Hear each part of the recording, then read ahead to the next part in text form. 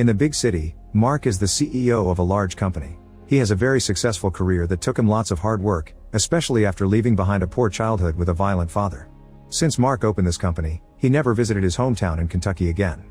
One day, Mark gets devastating news: his father has died.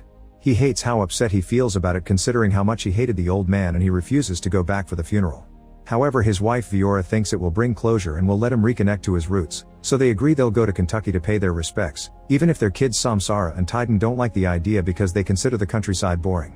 Then Viora tells Mark about some trouble the kids got into at school, asking him to step in, but Mark barely scolds them before changing the subject. The next day, the family flies to Appalachia on Mark's small private plane. When they're getting closer to their destination, the family stops at a gas station to refuel. When Mark goes inside the store, he's shocked to notice really disturbing things on the shelves like human skulls, preserved animals, and insects, and he guesses it's for voodoo magic, which is very popular in the area and reminds Mark of his creepy childhood with his father. He grabs some snacks and goes to the counter, where he sees the store owner sewing a mojo bag. Curious, he asks the man about it and he replies that mojo bags can protect someone from black magic, suggesting that the family should take some with them. However, Mark doesn't believe in this stuff and asks for the bathroom instead.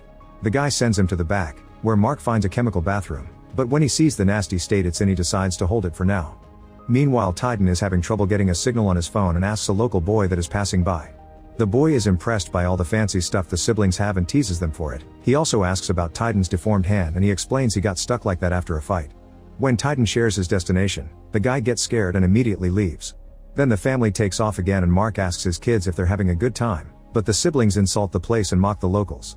Viora gets angry over their manners, so Mark asks the kids to put on their headphones and an argument ensues between the couple. Viora thinks that Mark enables the kids' behavior by not disciplining them, but Mark says he doesn't want to be like his abusive father. At that moment, it suddenly begins to rain, causing the plane to start shaking like crazy. Mark tries his best to get the plane under control, but the winds are too strong and the plane can do nothing but crash. Mark sees everything go black and passes out. After having a nightmare about his father, Mark wakes up with bruises all over his body in a strange room, which looks like the attic of a farmhouse. Suddenly the homeowner Eloise comes in and insists that Mark should stay in bed. Mark resists as he desperately asks about his family, but instead of answering, Eloise calls for her husband Earl and their huge son Louis. The family tries to calm Mark down but he still tries to run away, only for Louis to easily pick him up and throw him back on the bed. Afterward, Earl tells Mark that his plane crashed yesterday and that they found him alone, which Mark refuses to believe. He keeps asking about his family, so Eloise blows a strange powder over his face, which makes him fall asleep. Moments later, Eloise is seen making a voodoo doll of Mark and she brings it to him, calling it a boogity doll. She explains that she wants to nurse Mark back to health using this doll, and she places it on the window before securing it with salt to keep the devil away.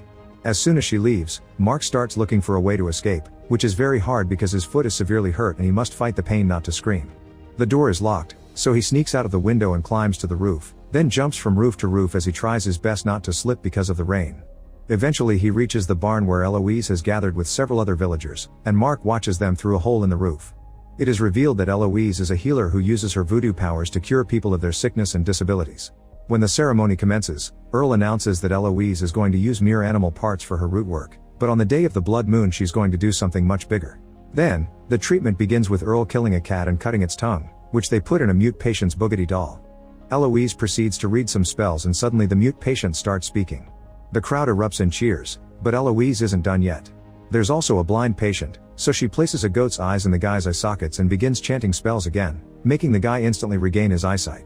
He immediately points at Mark, who panics and begins running away while Eloise and her family rush to the attic to check on him. Mark manages to make it back to the bed just in time, but when the family arrives, they immediately get suspicious because Mark is wet, the window is open, and the line of salt is broken. Eloise can tell he's lying but decides to let it slide before asking what he thought of her abilities. Mark still doesn't believe in her methods and compares Eloise to his own superstitious father, saying that her treatment is actually psychosomatic. This is a theory that if somebody believes in something desperately, it will physically become true. His words offend Eloise, who replies that people from her village believe in her because they don't have access to good health care. Then she locks the window and door before leaving. The next day, Mark wakes up to find a plate full of meat, which he eagerly eats. He enjoys the dish so much that he apologizes to Eloise for being rude yesterday. Surprisingly, she forgives him and goes to fetch another plate, this time leaving the attic door open. Taking advantage of the opportunity, Mark quickly grabs the bell attached to the door and removes the center before hanging it back, that way it won't make noise when he tries to escape. Then Eloise brings more food and some bones, explaining that they can tell the future. She claims that these bones are telling her that on the day of the blood moon, Mark will get all the poison out of his body and meet his family. She asks him to throw the bones on the bed to learn more about his future, however he refuses to participate, causing Eloise to comment that Mark is like her son Louis before she got him straight. After Eloise leaves him with the bones, Mark gets bored and decides to assemble them. To his horror, he realizes that it's a human hand, and not just any hand. The broken middle finger implies it could be Titan's. Mark feels so sick that he throws up, and among the nasty goo he sees a piece of skin with Titan's tattoo. Even more desperate to escape now, Mark lockpicks the door and sneaks out of the room. He carefully drags his injured feet downstairs while biting down the pain, but when he makes it to the corridor, Eloise's pet bird alerts her of an intruder. Mark hides behind the wall while she looks around, and by the time she takes the stairs to find the room empty, Mark is already leaving the house. He then enters the woods, and after running in the dark for a while, he's shocked to come across the debris of the crashed plane. Mark checks inside and sees the blood of his family, but not a single body. At that moment, Mark notices a hut nearby and tries to reach it, but barely takes a step before he is jumped on and captured again. The next day, he again wakes up in the attic and looks through the window to see Eloise and Earl leaving for the market. Mark then removes the bandage from his feet, and to his horror, he finds a metal spike shoved there to keep him from healing or running away.